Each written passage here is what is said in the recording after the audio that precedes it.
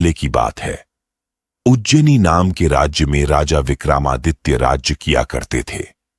राजा विक्रमादित्य की न्यायप्रियता, कर्तव्यनिष्ठता और दानशीलता के चर्चे पूरे देश में मशहूर थे। यही कारण था कि दूर दूर से लोग उनके दरबार में न्याय मांगने आया करते थे। राजा हर दिन अपने दरबार में लोगों की तकलीफों को सुनते और उनका निवारण किया करते थे। एक दिन की बात है, राज दरबार लगा हुआ था। तभी एक भिक्षु विक्रमादित्य के दरबार में आता है और एक फल राजा को देकर चला जाता है। राजा उस फल को कोषाध्यक्ष को दे देता है। उस दिन के बाद से हर रोज वह भिक्षु राजा के दरबार में आने लगा। उसका रोज का काम यही था कि वह राजा को फल देता और चुपचाप चला जाता। राजा भी प्रत्येक दिन भिक्षु द्वारा दिया गया फल कोषाध्यक्ष को थमा देते। ऐसे करते करते करीब 10 साल बीत गए। एक दिन जब भिक्षु फिर राजा के दरबार में आकर फल देता है, तो इस बार राजा फल कोषाध्यक्ष को न देकर वहां मौजूद एक पालतू बंदर के बच्चे को दे देते हैं। यह बंदर किसी सुरक्षाकर्मी का था, जो छूटकर अचानक राजा के पास आ जाता है। बंदर जब उस फल को खाता है, तो उस फल के बीच से एक बहुमूल्य रत्न निकलता है। उस रत्न की चमक को देख राज दरबार में मौजूद सभी लोग हैरत में रह जाते हैं। राजा भी यह नजारा देख आश्चर्य में रह जाता है। राजा कोषाध्यक्ष को इससे पूर्व भिक्षु द्वारा दिए गए सभी फलों के बारे में पूछता है। राजा के पूछने पर कोषाध्यक्ष बताता है कि महाराज, मैंने उन सभी फलों को राजकोष में सुरक्षित रखवा दिया है। मैं उन सभी फलों को अभी लेकर आता हूं। कुछ देर बाद कोषाध्यक्ष राजा को आकर बताता है कि सभी फल गल गए हैं। उनके स्थान पर बहुमूल्य रत्न बचे हुए हैं। यह सुनकर राजा बहुत खुश होता है और कोषाध्यक्ष को सारे रत्न सौंप देता है। अगली बार जब भिक्षु फल लेकर दोबारा विक्रमादित्य के दरबार पहुंचता है, तो राजा कहते हैं, भिक्षु, मैं आपका फल तब तक ग्रहण नहीं करूंगा जब तक आप यह नहीं बताते कि हर दिन आप इतनी बहुमूल्य भेंट मुझे क्यों अर्पित करते हैं। राजा की यह बात सुन भिक्षु उन्हें एकांत स्थान पर चलने को कहता है। एकांत में ले जाकर भिक्षु राजा को बताता है कि मुझे मंत्र साधना करनी है और उस साधना के लिए मुझे एक वीर पुरुष की जरूरत है।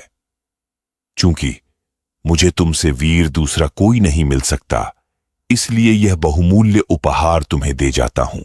भिक्षु की बात सुन राजा विक्रमादित्य उसकी सहायता करने का वचन देते हैं। तब भिक्षु राजा को बताता है कि अगली अमावस्या की रात को उसे पास के शमशान आना होगा, जहां वह मंत्र साधना की तैयारी करेगा। इतना कहकर भिक्षु वहां से चला जाता है। अमावस्या का दिन आते ही राजा को भिक्षु की बात याद आती है और वह वचन के अनुसार शमशान पहुंच जाते हैं। राजा को देख भिक्षु बहुत प्रसन्न होता है। भिक्षु कहता है, हे राजन, तुम यहां आए, मैं बहुत खुश हुआ कि तुम्हें तुम्हारा वचन याद रहा। अब यहां से पूर्व की दिशा में जाओ। वहां एक महाश्मशान मिलेगा। उस महाश्मशान में शीशम का एक विशाल वृक्ष है। उस वृक्ष पर एक मुर्दा लटका हुआ है। उस मुर्दे को तुम्हें मेरे पास लेकर आना है। भिक्षु की बात सुनकर राजा सीधे उस मुर्दे को लाने चल देता है। महाश्मशान में पहुंचने के बाद राजा को एक विशाल शीशम के वृक्ष पर एक मुर्दा लटका हुआ दिखाई देता है। राजा अपनी तलवार खींचता है और वृक्ष से बंधी रस्सी को काट देता है। रस्सी कटते ही मुर्दा जमीन पर आ गिरता है और जोर से चीखने की आवाज आती है। दर्द भरी चीख सुन राजा को लगता है कि शायद यह मुर्दा नहीं बल्कि कोई जिंदा इंसान है। कुछ देर बाद जब मुर्दा तेजी से हंसने लगता है और फिर वृक्ष पर जाकर लटक जाता है, तो विक्रम समझ जाता है कि इस मुर्दे पर बेताल चढ़ रहा है। काफी कोशिश के बाद विक्रम बेताल को वृक्ष से उतार अपने कंधे पर टांग लेते हैं। इस पर बेताल विक्रम से कहता है, विक्रम, मैं तेरे साहस को मान गया। तू बहुत ही पराक्रमी है। मैं तेरे साथ चलता हूं, लेकिन मेरी एक शर्त है कि पूरे रास्ते में तू कुछ भी नहीं बोलेगा। विक्रम सिर हिलाकर हां में बेताल की बात मान लेता है। इसके बाद बेताल विक्रम से कहता है कि रास्ता लंबा है, इसलिए इस रास्ते को रोमांचक बनाने के लिए मैं तुझे एक कहानी सुनाता हूं। तो यह थी विस्तार से राजा विक्रम, योगी और बेताल की आरंभिक कहानी।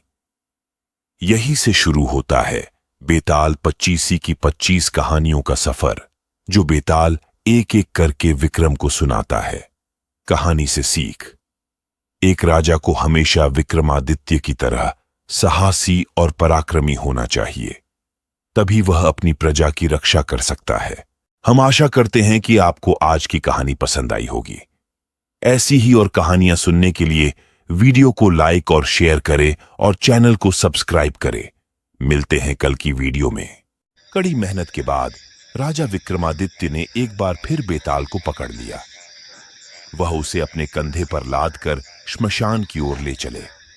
रास्ते में बेताल ने राजा को एक नई कहानी सुनाई। एक बार की बात है, काशी में एक राजा था जिसका नाम प्रताप मुकुट था। उसकी एक संतान थी जिसका नाम वज्र मुकुट था। एक दिन वज्र मुकुट दीवान के बेटे के साथ शिकार करने जंगल गया।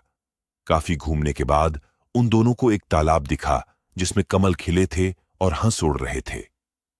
दोनों दोस्तों ने वहां रुककर तालाब के पानी से हाथ मुंह धोया और पास ही बने महादेव के मंदिर में दर्शन करने चले गए।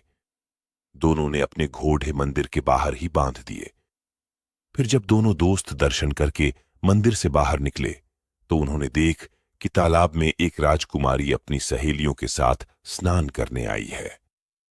राजकुमारी को देखकर राजकुमार काफी खुश हुआ। राजकुमार और राजकुमारी दोनों एक दूसरे को देखकर मोहित हो गए, जबकि दीवान का बेटा वहीं एक पेड़ीठ के नीचे आराम करने लगा। राजकुमार को देखते ही राजकुमारी ने बालों में से एक कमल का फूल निकाला, कान से लगाया, दांतों से कुतरा, पैरों के नीचे दबाया और फिर अपने छाती से लगाकर अपनी सहेलियों के साथ चली गई। उसके जाने के बाद राजकुमार काफी दुखी हुआ और अपने मित्र के पास लौटकर सारी बात बताई। राजकुमार बोला, मैं राजकुमारी के बिना नहीं रह सकता हूं, लेकिन मुझे इस राजकुमारी के बारे में कुछ भी नहीं पता है। वह कहां रहती, उसका नाम क्या है? दीवान के बेटे ने सारी बातें सुनी और राजकुमार को दिलासा देते हुए बोला, राजकुमार, आप घबराइए मत। राजकुमारी ने सब कुछ बताया है। आश्चर्यचकित होते हुए राजकुमार ने पूछा, वो कैसे? दीवान के बेटे ने राजकुमार को बताना शुरू किया कि राजकुमारी ने कमल के फूल को बालों से निकालकर कानों से लगाया, यानी राजकुमारी का कहना है कि वह कर्नाटक से है। दांत से फूल को कुतरा, मतलब उनके पिता का नाम दंतावट है। फूल को पांव से दबाने का मतलब था कि राजकुमारी का नाम पद्मावती है, और फूल को सीने से लगाने का मतलब था कि अब आप उनके हृदय में बस चुके हैं। यह सब सुनते ही राजकुमार बहुत ज्यादा खुश हो गया। खुश होते हुए राजकुमार ने दीवान के बेटे से कहा कि मुझे कर्नाटक जाना है, मुझे वहां ले चलो। दोनों दोस्त कई दिनों तक घूमते फिरते कर्नाटक पहुंचे। जब वो दोनों राजमहल के निकट पहुंचे तो उन्हें एक चरखा चलाती बुजुर्ग महिला दिखी। महिला को देखते ही दोनों घोड़े से उतरे और उसके पास जाकर कहा, माई, हम दोनों व्यापारी हैं, हम बहुत दूर से आए हैं, हमारा सामान अभी तक आया नहीं है, कुछ दिनों में हमारा सामान भी पहुंच जाएगा, हम दोनों को बस रहने के लिए थोड़ी सी जगह चाहिए। उनकी बातें सुनकर बुजुर्ग महिला की ममता जाग उठी। उसने कहा, बेटा, इसे अपना ही घर समझो, जब तक मन करे यहां रह सकते हो। इसके बाद दोनों उसके घर में रहने लगे। इसी बीच दीवान के बेटे ने उस महिला से पूछा, आप क्या काम करती हैं माई? आपके यहां कौन कौन रहता है? आप कैसे अपना गुजर बसर करती हैं? इन सारे सवालों का जवाब धीरे धीरे उस महिला ने देना शुरू किया। उसने कहा, मेरा एक पुत्र है जो राजा के यहां नौकरी करता है। मैं राजा की पुत्री पद्मावती की दासी थी। बूढ़ी हो गई हूं, इसलिए घर में ही रहती हूं। महाराज खाने को दे देते हैं और पूरे दिन में एक बार राजकुमारी से मिलने चली जाती हूं। इतना सुनते ही राजकुमार ने बूढ़ी औरत को कुछ धन दिए और राजकुमारी तक संदेशा पहुंचाने को कहा।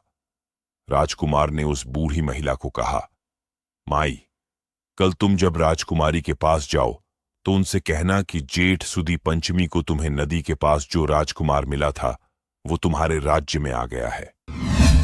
अगले दिन वो बूढ़ी औरत राजकुमार का संदेश लेकर राजकुमारी के पास